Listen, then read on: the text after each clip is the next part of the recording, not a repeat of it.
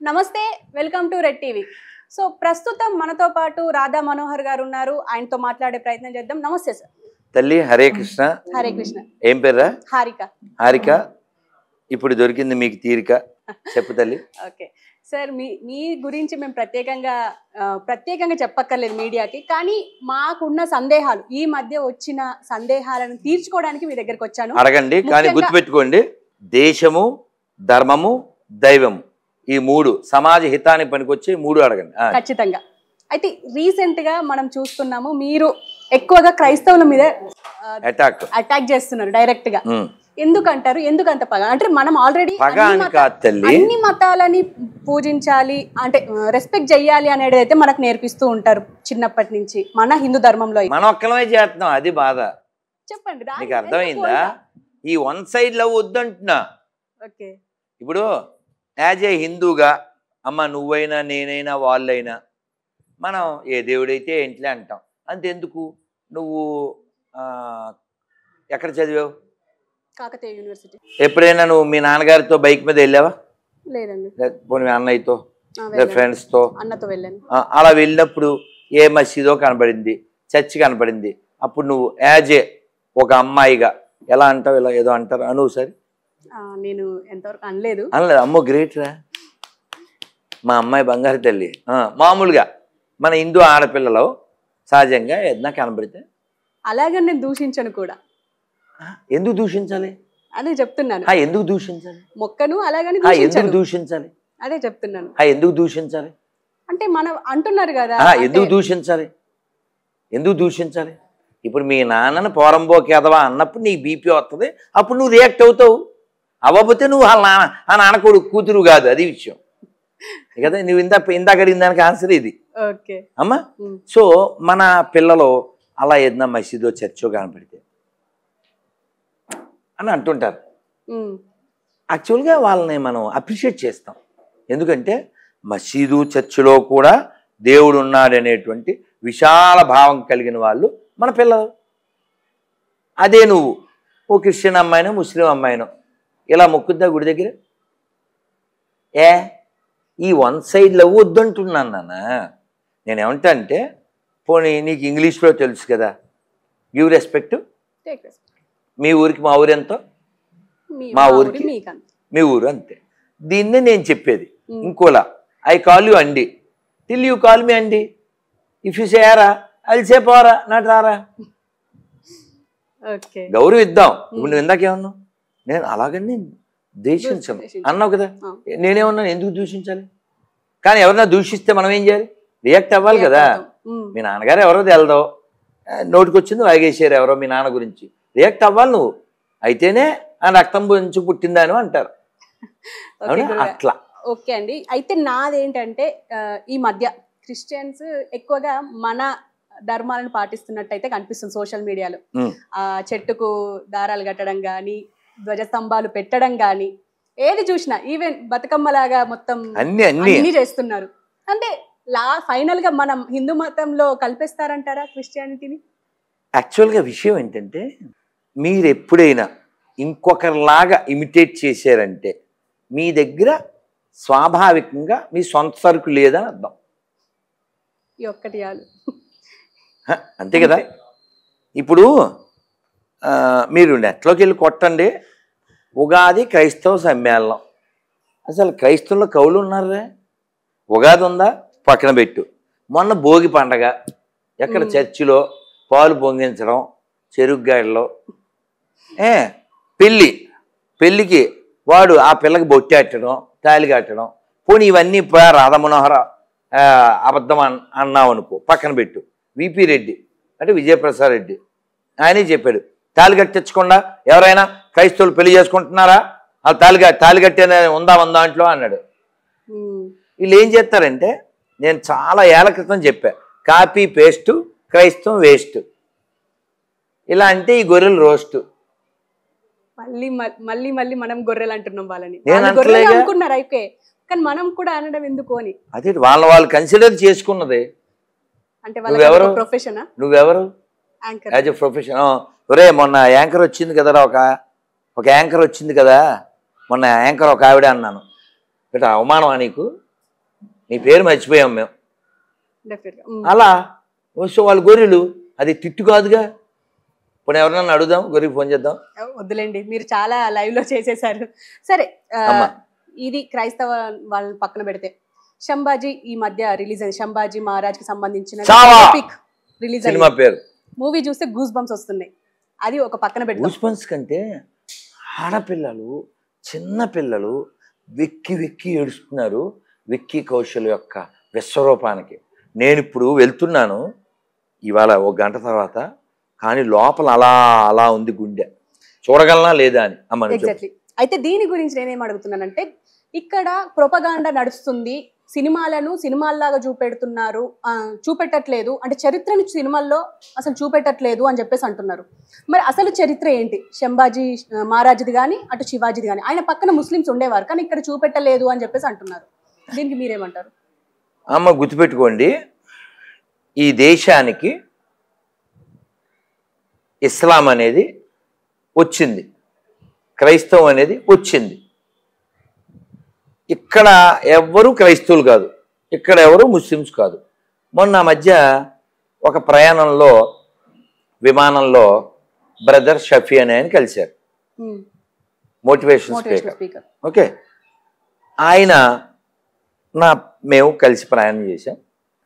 వారు చెప్పారు, గురూజీ ఇప్పుడు నేను ముస్లిం కావచ్చు, మా నాన్న ముస్లిం కావచ్చు, 4 తరాలు వెనక్కి వెళ్తే మేమంతా హిందువులమే కదా అని నన్ను ఇంటర్వ్యూ చేసినటువంటి ఒక జర్నలిస్టు ఆయన్ని ఇంటర్వ్యూ చేసి, రాధామనోహర్ గారు ఇలా అంటున్నారంటే అవును కరెక్టే కదా అన్నారు. ఇక్కడ విషయం ఏంటంటే, నేను ఎందుకు చెప్తా అంటే, ఒక ముస్లిం బ్రదర్ షఫీ ఒకరే కాకుండా కాశ్మీర్ ముఖ్యమంత్రిగా పనిచేస్తున్నటువంటి ముఫ్తీ మొహమ్మద్, అలాగే ఫరూక్ అబ్దుల్లా, గులాం నబీ ఆజాద్, వీళ్ళందరూ అవును కొన్ని తరాల వెనక్కి వెళ్తే మేమంతా హిందువులమే అని చెప్పారు. నీ పేరు రాంబాబు కదరా, నీ పేరు సుబ్రహ్మణ్యం కదా, నువ్వేదో పెద్ద బ్రిటిష్ వాడికి పుట్టినట్టు ఫీల్ అయితే అలాగే. సో కాబట్టి ఎవరైనా గుర్తుపెట్టుకోవాల్సిన విషయం ఏంటంటే, శివాజీ ఫైట్ చేసింది హిందూ సామ్రాజ్యం కోసం. ఎవరైనా అబ్దుల్ కలాం లాంటి వాళ్ళు ఉంటే ఒకరిద్దరిని పక్కన పెట్టుకోవచ్చు. శివాజీకి ఆయన సేనాపతుల్లో ఒక ఆయన ఒక ముస్లిం అమ్మాయిని గిఫ్ట్గా ఇచ్చారు ఏదో చోట గెలిచినప్పుడు. ఆయన వాళ్ళకి వార్నింగ్ ఇచ్చారు, మళ్ళీ ఇలాంటి తప్పు జరగకూడదు, ఇదే మొదలు ఇదే ఆఖరు, ఏ ఆడపిల్లైనా నాకు తల్లి లాంటిదే అని ఒక చెల్లిని పుట్టింటికి పంపినట్టు ఆవిడని పంపించారు. అది శివాజీ. కానీ అలాంటిది మనం ఔరంగజేబు దగ్గర అలాంటి వాళ్ళ దగ్గర చూడలేం. శివాజీ చరిత్రలో అఫ్జల్ ఖాన్ అని ఒకడు ఉంటాడు, వాడికి 60 మంది పిల్లలు. వాడు ఎంత మంచోడు అంటే, స్త్రీల పట్ల ఎంత గౌరవం అంటే, ఇప్పటికీ ఆ సమాధులు ఉన్నాయి. వాడికి ఎంత ప్రేమ అంటే, వాడు శివాజీతో యుద్ధానికి వెళ్ళాలి, వాడు అంత పొడుగుంటాడు 7 అడుగుల పైన, శివాజీ 5 చిల్లర. శివాజీని చంపేయాలి, అది వాడి కోరిక. ఒకవేళ శివాజీ చేతిలో నేను చచ్చిపోతే అని డౌట్ వచ్చి ఈ 60 మంది పిల్లల్ని కొనమని తోసారు. చచ్చిపోయాక వాళ్ళందరూ సమాధులు కట్టి అన్నిటి మీద పువ్వులు పెట్టి అప్పుడు వెళ్ళేది. అది స్త్రీల ప్రేమ అంటే. అది ఎవరికైనా ఫోన్ చేస్తాంటే చెయ్యి, ఓ 10 మంది ఓ గొప్ప తల్లులు, whether in Islam whether in Christianity చూపించమను. నిన్నేమని పిలుస్తున్నాను నాన్న? అమ్మా. ఆవిడనేమంటాను? అమ్మా. మీరు నాగడి చిన్నోళ్ళేగా, ఇప్పుడు చిన్న బిడ్డలు వచ్చారా, ఏమన్నాను? అమ్ములు ఇలా రారా. ఈ అమ్మ కాన్సెప్ట్ మనకే ఉంది, వాళ్ళకి ఆ కాన్సెప్ట్ లేదు. అందుకే ఇప్పుడు ఇరాక్లో 9 ఏళ్ళకే పెళ్ళి, 10 నెలల్లో తల్లి, మళ్ళీ మళ్ళీ. అంటే మన దగ్గర కూడా బాల్య వివాహం ఉండే కదా. ఎందుకుంది? ఎప్పుడుంది? ఈ దరిద్రులు మన దేశాన్ని ఆక్రమించినప్పుడు ఆడపిల్లల్ని కాపాడుకోవడానికి పెట్టారు. అర్థమైందా? అది. అయితే ఇప్పుడు ఈ రామరాజ్యం స్థాపన కోసం కొంతమంది మీద దాడి జరిగింది, అందులో రంగరాజన్ గారు ఒకరు ప్రధాన. నేను వెళ్ళి పలకరించాను. సో మీ మీద కూడా దాడి జరిగింది అని చెప్పేసి ఒక వార్త వచ్చింది, అది నిజమా అంటారా? మరి ఏదైనా ఉండాలిగా. కాదమ్మా అంటున్నారు. కాదమ్మా, అంటే నేను కూడా అని చెప్పేసి కాదమ్మా, నేను కూడా అంటున్నాను. నీకు అమీర్పేటలో ఫ్లాట్ ఉంది అంటే నువ్వేమంటావు, ఏది చూపించండి అంటావు. ఇది కూడా అంతే కదా. అంటే ఇప్పుడు ఈ రామరాజ్య స్థాపన లాంటి సంస్థలు మనకు అవసరం అంటారా? చిచ్చి చాలుగా ఆన్సర్. చిచ్చి అన్నాను కదమ్మా, ఇంకేంటి ఆన్సర్? ఏమో చిచ్చి అని మళ్ళీ కావాలి అని అంటారేమో అనుకున్నా కదా. చిచ్చి అన్నది కావాలని నేను అన్నాం. అంటే ఆ దాడిని మీరు ఎలా చూస్తారు? ఆల్రెడీ వెళ్ళాం, ఖండించాం. అదొక దౌర్భాగ్యం, అదొక బుద్ధిహీనత. అంటే నేను హిందూ ధర్మంకి కాపాడడానికి వచ్చాను, నేను ఈ రామరాజ్యాన్ని కాదమ్మా అని చెప్పేసి. ఇప్పుడు హిందూ ధర్మాన్ని కాపాడాలంటే ముత్యాలమ్మ గుడి మీద అమ్మవారిని కాళ్ళతో తన్నాడే ఆ దరిద్రుని కూర్చోబెట్టు. ఆవుల్ని ఎత్తుకుపోతున్నారు రోజు రాత్రుల్లో హైవేలో, ఆపు. ఇఫ్ యు ఆర్ ఏ తోపు. మీ దేవుడు సాతాన్ అంటున్నారు ఈ గొర్రెలు. హిందువులకే పుట్టిన సోకాళ్ళు క్రైస్తవులు, సర్టిఫికేట్లో హిందూ లేకపోతే బతకలేని దరిద్రులు, ఇంటి పేరు లేకపోతే బతకలేని దరిద్రులు, వెనకాల తోక లేకపోతే బతకలేని దరిద్రులు, మా పూర్వీకులు గొప్పోళ్ళు అని చెప్పుకోలేని దరిద్రులు. వాళ్ళ మీద చూపించింది ఈ ప్రతాపం. మేము ఒప్పుకుంటాం. ఓకే గురుగారు, దీని గురించి ఇంకా ప్రస్తావన అవసరం లేదనిపిస్తుంది నాకెందుకో. కానీ ఇవాళ ఒక ట్వీట్ సార్, అదేంటంటే పవన్ కళ్యాణ్ గురించి. అందులో ముఖ్యంగా ఏంటంటే మొన్నటి వరకు అంటే పుట్టింది కాపు, పెరిగింది కాపు, పెళ్ళి క్రిస్టియన్, తీసుకుంది క్రిస్టియానిటీ. అంటే రీసెంట్గా ఆయనే అన్నారు బాప్టిజం తీసుకున్నాను అని చెప్పేసి. కానీ ఈ మధ్య ఆయన చూస్తూనే ఉన్నాం, నేను సనాతన ధర్మాన్ని కాపాడడానికి వచ్చాను అని చెప్పేసి తొక్క తీస్తి నార గడతా అని చెప్పేసి చాలా డైలాగ్స్ కొడుతున్నారు. ఈయన విషయంలో ఇప్పుడు రీసెంట్గా ఆయన జంజం కూడా వేసుకున్నారు. దీని గురించి మీరే చెప్తారు. అంటే అలా కాదు ఇప్పుడు కాదు అసలు మీ ఉద్దేశం ఏంటి, లేదా ఇలా అన్న వాళ్ళ ఉద్దేశం ఏంటి? వాట్ దే వాంట్ ఎగ్జాక్ట్లీ అని అంటే ఆయన ఇప్పుడు ఒక డిప్యూటీ సీఎం ప్లేస్ లో ఉన్నారు ఆయన. ఓకే, సో ఆయన ఇలా నేను ఒకసారి ఇది ఒకసారి అది అని చెప్పేసి ఇలా చెప్తున్నారు. ఒక స్టెబిలిటీగా ఒక మాట మీద ఉండట్లేదు అని చెప్పేసి అంటున్నారు. ఇప్పుడు డైరెక్ట్ గా జంజం వేసుకున్నారు. కాదు విషయం ఎప్పుడైనా బ్రహ్మ గాయత్రి అంటారు దాన్ని. అక్కడ కొన్ని క్రతువులు చెయ్యాలి, దానికోసం ఆయన అక్కడ వేసుకున్నారు. అలాగే వాళ్ళ పార్టీ ఆఫీసు ప్రారంభోత్సవం ఏదో జరిగినప్పుడు కూడా వేసుకున్నారు. దాన్ని బ్రహ్మగాయత్రి అంటారు. అది సందర్భానుసారం అలా ఇస్తారు, ఆ క్రతువు అయ్యే వరకు ఉంటుంది. ఓకే, అలాగే వారు బాప్తిజం ఎప్పుడో తీసుకున్నా అని చెప్పారు. ఓకేనా, దాన్ని ఏమో ఆచరించట్లేదు. ఇంకోటి వాళ్ళ భార్య కూడా మొన్న కుంభస్నానం వెళ్ళారు కదా. సో ఇక్కడ సనాతన ధర్మం ఏం చెప్తుందంటే నువ్వు ఆచరించు. ధర్మం అంటే ధార ఇది ధర్మ. అది ఓకే, కుంభమేళ ప్రస్తావన వచ్చింది కాబట్టి సోషల్ మీడియాలో కుంభమేళ గురించి ఎంత అంటే దుష్ప్రచారం జరిగింది, అలాగే మంచి ప్రచారం కూడా జరిగింది. ఈ దుష్ప్రచారం గురించి మాట్లాడుకుంటే అక్కడికి వెళ్ళిన వాళ్ళు మోనాలిసానే చూశారు కానీ ఇంకా వేరే ఏం చూడలేదు అని చెప్పేసి అంటున్నారు. ఎట్లా చూడొచ్చు తల్లి? 50 కోట్ల మంది పైన స్నానం చేశారు.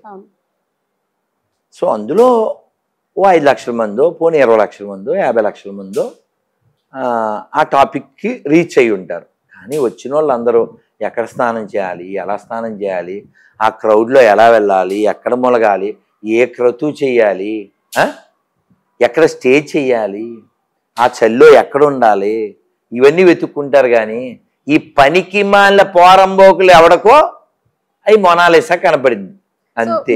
మీరు కూడా వెళ్ళారు, వెళ్ళాము, వచ్చాం, స్నానం చేసాం. అక్కడ చాలా స్కామ్స్ జరుగుతున్నాయి, ప్రజల్ని అంటే భక్తుల్ని దోచుకుంటున్నారు అని చెప్పేసి చాలా మంది మాతో మాట్లాడారు. ఇందులో అక్కడ దోచుకోవడానికి అక్కడేమి కాదమ్మా, దోచుకోవడానికి అక్కడేమి క్లోజ్డ్ కాదు కదా, ఓపెన్ కదా. ఇప్పుడు అలా కాదమ్మా, నీకు అర్థమయ్యేలా చెప్తా. రైల్వేస్ కూడా ఇబ్బంది కాదు. ఇప్పుడు రీసెంట్ గా మనం ఢిల్లీలో కూడా చూసాం, తొక్కిసలాట అయ్యింది. అది జనం ఎక్కువైన చోటల్లా ఒక్కటి జరుగుతుంటుంది, అది కాదు. ఇప్పుడు నేను వెళ్ళొచ్చాను, 2 రోజులు ఉన్నాను. నేను దిగిన తర్వాత కొంత దూరం క్యాబ్లో వెళ్ళా, కొంత దూరం బైక్ మీద వెళ్ళా. ఓకే,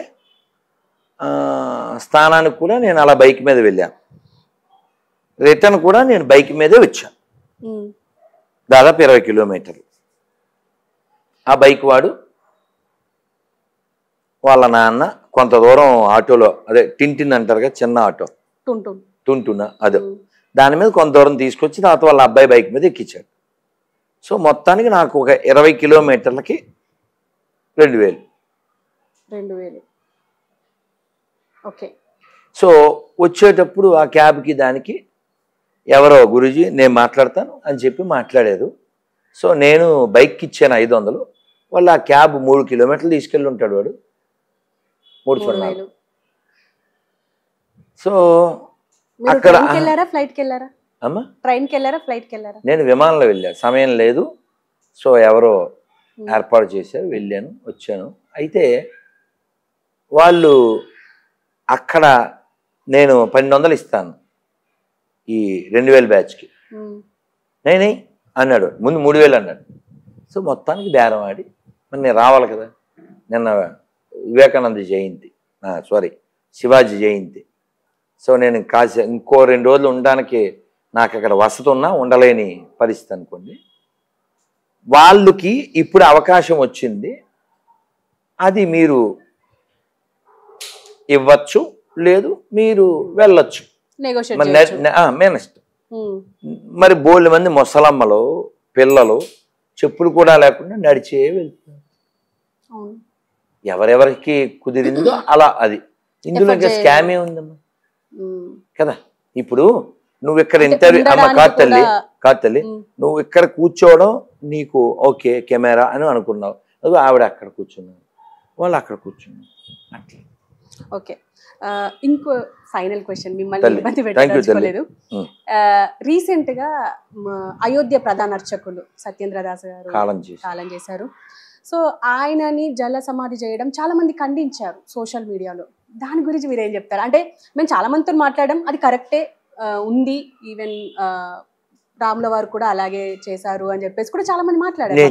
మీరు చెప్పండి. నేను చెప్తానమ్మా. చాలా మంచి ప్రశ్న, నిన్ను ముందుగా మెచ్చుకోవాలి తల్లి, చిన్నదైన.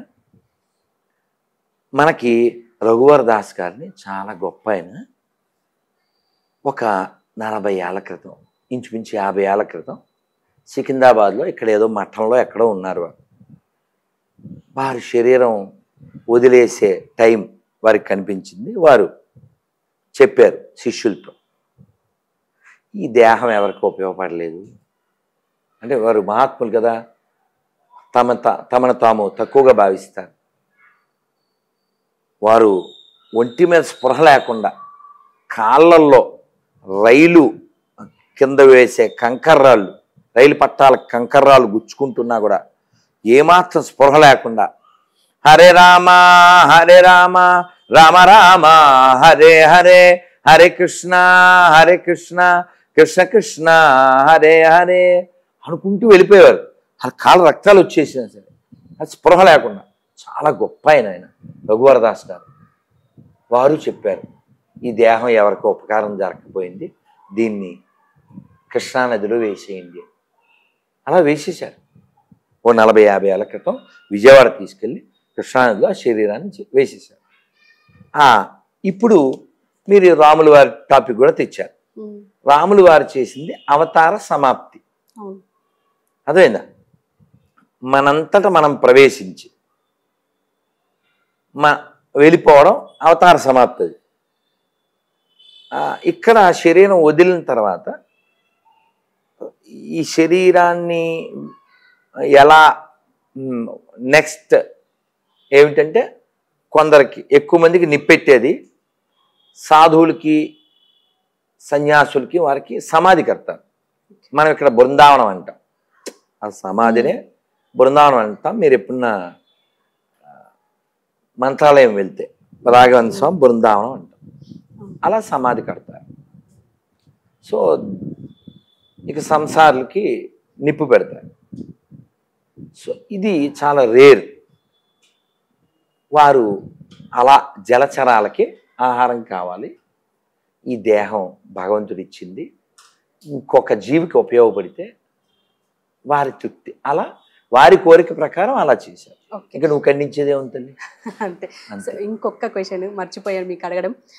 ఈ మధ్య సోషల్ మీడియాలో చాలా మంది వస్తున్నారు ఏంటంటే, మేము దేవుడం అంటే మేము దేవుళ్ళం అని చెప్పేసి మీరు చూసే ఉంటారు. నాగభవిత, సౌందర్య ఇలా చాలా మంది వచ్చారు. రీసెంట్ గా మల్లికార్జున ముత్య అని చెప్పేసి అలియాస్ అప్పాజీ అని చెప్పేసి కర్ణాటకలో ఫేమస్ అయ్యారు. ఈ మధ్య ఇప్పుడు ఆయన నిజం అని చెప్పేసి మన హైదరాబాద్ వాళ్ళు కూడా వెళ్తున్నారు. దీని గురించి నేనైతే వినలేదు. ఒకటైతే చెప్తాను అమ్మా, దేవుడు అంటే శాస్త్రాన్ని, సాధువుని, గురువుని ఈ మూడిటిని రెఫరెన్స్ తీసుకుని మనం వెళ్ళాలి. ఉదాహరణకి నీకు పెళ్ళి అయింది అబ్బాయి, పిల్లలు సార్ మీ పెళ్ళి అయిందిగా, పిల్లలు స్కూల్లో చేర్పించాలి. ఆ పిల్లల్ని ఏం చేస్తారంటే ఆ పక్కింటి వాళ్ళని అడుగుతారు, వదిన మా వాడిని ఎక్కడ చేర్పిస్తే బాగుంటుంది, దగ్గరలో ఏముంది, ఇలా ఎంక్వైరీ చేస్తారు. అవునా? అలాగే దైవం గురించి కూడా ఎంక్వైరీ చేయాలి. అంతేగాని గుడ్డిగా వాడెవడో ఇలా అంటేనో ఇలా అంటేనో టాచ్ గడ్డ పగిలిపోని అంటేనో వెళ్ళిపోకూడదు. గాడ్ డెఫినేషన్ చాలా పెద్దది, అర్థమైందా?